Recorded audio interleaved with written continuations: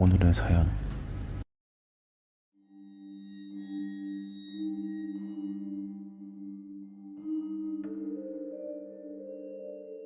전에 근무하던 회사 거래처에 영업부 Y씨라는 사람이 있었다. 나이는 40대 정도로 보기에는 평범하고 일도 실수 없이 잘하는 분이었다. 다만 특이한 것이 언제나 손목시계 아래 아대를 차고 다녔다. 그리고 왼팔이 오른팔보다 조금 길었다.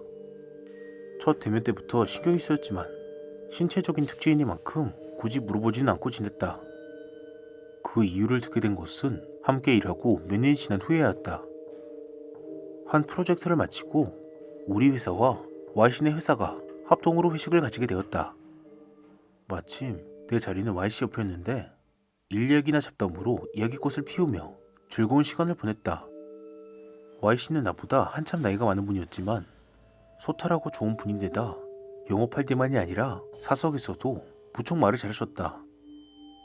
약 1시간가량 주거니 받거니 술잔이 오가는데 우연하게도 Y씨의 아내가 좀 늘어져서 그 아래가 슬쩍 보였다. 내 문장력이 서투른 탓에 잘 표현은 못하겠지만 뭐라 말하기 어려운 흉터가 있었다. 켈로이드처럼 조금 부풀어 올라 있었지만 화상하고는 또 달랐다. Y씨, 그 흉터는 괜찮으신가요? 술이 들어간 탓에 나는 무심코 무심경한 화제를 입에 올리고 말았다. 이거? 딱히 대단한 건 아니야. Y씨는 아대를 고쳐매더니 모호하게 말을 흐린 뒤 그대로 입을 다물었다. 한동안 침묵이 계속되니 내가 실언을 했다는 게 느껴져서 순식간에 치기가 달아났다. 쓸데없는 질문을 해서 죄송합니다. 제가 술을 많이 마셨나봐요. 마음 깊이 사과했다. 그 사이 아대 너머로 손목을 쓰다듬고 있던 Y씨는 갑자기 입을 열었다. 너 귀신 이야기 같은 거 믿는 타입이냐? 뜻밖의 질문이었다. 갑작스러운 질문에 당황했지만 나는 이렇게 대답했다. 오히려 좋아하는 편입니다. 옛날 이나가 진지 공연도 가고 그랬으니까요. 그러자 Y씨는 그런가? 좋아. 그럼 말해주지.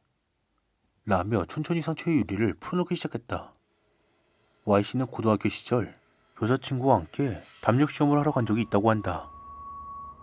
담력시험이라고는 해도 본격적인 심력스포 같은 게 아니라 변두리 작은 잠목림에서 귀신이 나온다는 소문이 돌던 정도의 곳이었단다.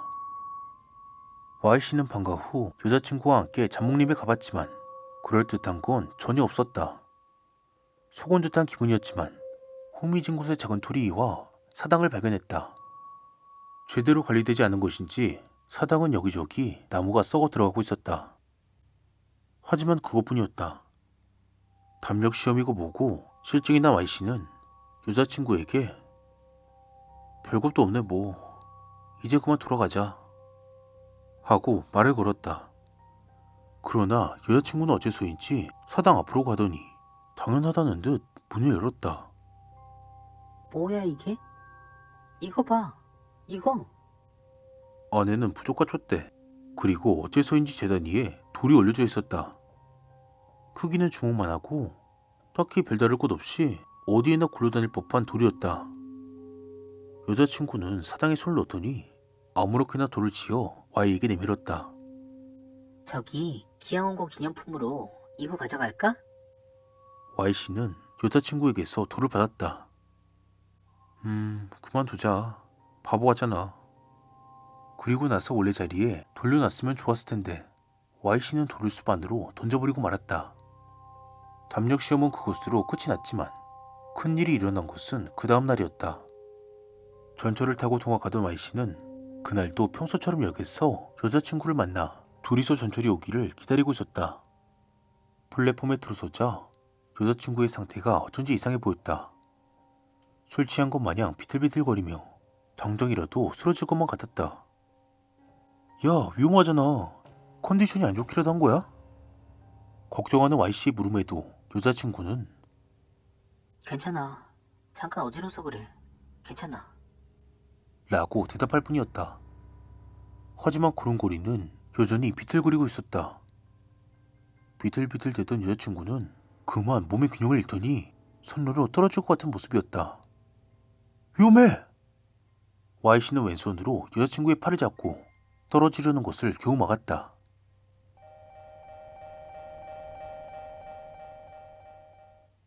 하지만 어째서인지 왼손은 Y씨의 의사와는 반대로 한 번 잡은 여자친구의 팔을 다시 놓아버렸다.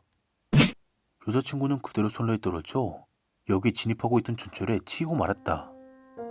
갑작스러운 사고에 Y씨는 주저앉아 울며 여자친구의 이름을 계속 불렀다고 한다.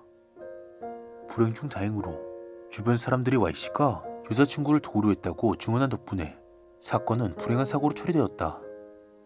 하지만 Y씨는 강한 자책감에 휩싸일 수밖에 없었다. 이변이 일어난 곳은 여자친구가 세상을 떠나고 1일째 되는 밤이었다.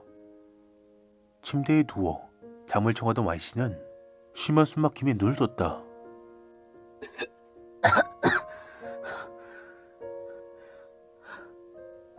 호흡을 가다듬으며 주변을 둘러봤지만 이상한 것은 아무것도 없었다.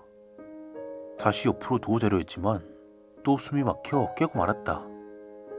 마치 누군가가 목을 조르는 듯한 느낌이었다. 참을 수 없게 된 Y씨는 밤을 새야겠다 싶어 세수를 하러 화장실에 갔다. 그리고 거울을 보고 소름이 끼쳐 그 자리에 멈춰섰다. 목에는 손으로 조른 듯한 붉은 자국이 선명하게 남아있었다. 뭐야 이게. 그제야 처음으로 심령 현상일지 모른다는 생각을 한 Y씨는 방으로 돌아가 불을 켜놓은 채 이불을 뒤집어 쓰고 벌벌 떨었다. 하지만 그럼에도 불구하고 수만은 덮쳐왔다. 꾸벅꾸벅 졸고 있는 Y씨에게 다시금 심한 숨막힘이 찾아왔다. 이불을 걷어찬 Y씨는 그제야 자신의 목을 조르는 곳의 정체를 알아차렸다. 왼손이었다. 잠에 들면 왼손이 자아를 가진 것처럼 멋대로 Y씨의 목을 조르기 시작하는 것이다. 고민 끝에 Y씨는 침대 옆에 있는 책장에 끈을 걸어 왼손을 묶은 채로 잠에 들었다고 한다. 그 이후로 말이지, 잘 때는 계속 왼손을 묶어두는 거야. 벌써 30년이 다 됐군. Y씨는 힘없이 웃으며 아대를 벗어 왼손목을 보여주었다. 그러니까 말이야, 손목이 계속 쓸리다 보면 이렇게 되는 거라고. 같은 곳에 계속 쓸린 상처가 곱되다 보면 이렇게 뭐라 설명도 못할 흉터가 남는 것인가? 왼팔이 조금 더 긴 것도 그거 때문인가요? 기왕 일이 된 거 궁금했던 걸 다 물어보자 싶어 나는 질문을 던졌다.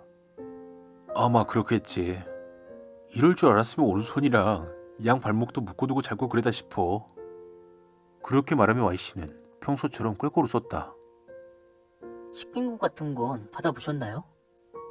가봤지. 가봤어. 몇 번이고 시킴을 받았어. 그 사당에도 다시 가서 몇 번이고 사죄했지만 안 되더라. 용서해주질 않아. 그때 던졌던 돌은 어떻게 됐어요? 찾아봤지만 결국 못 찾았어. 뭐 특이할 거 없는 그냥 돌이었으니까. 그날 던져버리지 않았다면 어땠을지 지금도 후회하고 있어. 내가 생각할 수 있을 만한 대책은 이미 다 해본 듯 했다. 나는 얕은 질문으로 안 좋은 추억을 다시 떠올리게 한 것이 죄송스러워 어쩔 줄 몰랐다. 뭐랄까 죄송합니다. 아무도 못 띄워드리면서 이야기만 듣고. 됐어. 딱히 숨기는 이야기도 아니고 내가 정신만 차리면 왼손도 나쁜 짓은 못하니까. 처음 들은 내게는 소름 끼치는 얘기지만 Y씨는 이미 이 계기현상과 타협이 끝난 거겠지. 뭐 그렇지만 만약 내가 죽게 된다면 아마 왼손에게 살해당하는 거 아닐까 싶어. 그 말을 마지막으로 Y씨는 이야기를 마무리했다. 그리고 얼마 뒤 나는 이직을 하게 되었고 Y씨와도 연락이 끊겼다. 벌써 10년 전 이야기다. Y씨가 살아계시다면 지금은 환갑을 바라볼 나이겠지. 분명 지금도 잘 되는 왼손을 묶어두고 계실 것이다.